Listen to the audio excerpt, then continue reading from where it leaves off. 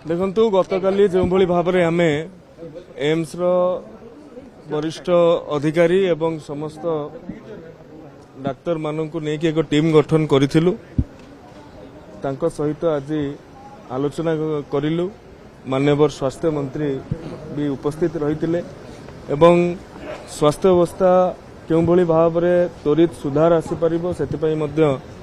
AIIMS Delhi भी consultation निया जाउछि एवं मु आपण माननकु गतकाली भी जो कथा कही आज भी कहूँ आमे निष्पत्ति अत्यंत त्वरित ढंग से नहींछु कार्यानुष्ठान करिबारे कौनसी अवहेला करा जिवो नाही।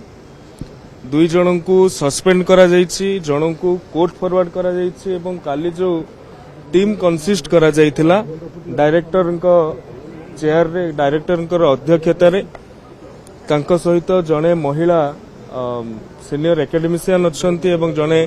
सीनियर महिला ऑफिसर भी अच्छंती से माने आज सकाळु जाईकी बाहरी सारी भुवनेश्वर रु बोधवे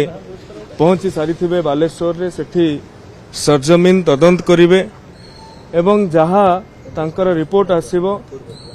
सेही अनुसार जहा को टर्मिनेट करा जिबार थिबो आमे टर्मिनेट करिबा जहा उपरे क्रिमिनल एक्शन जो भली भाव में निया जिबार थिबो ताहाकू निया जिबो। सरकार कौनसी कठोर निष्पत्ति नबारे कौनसी द्विधा प्रकाश करिवे नाही।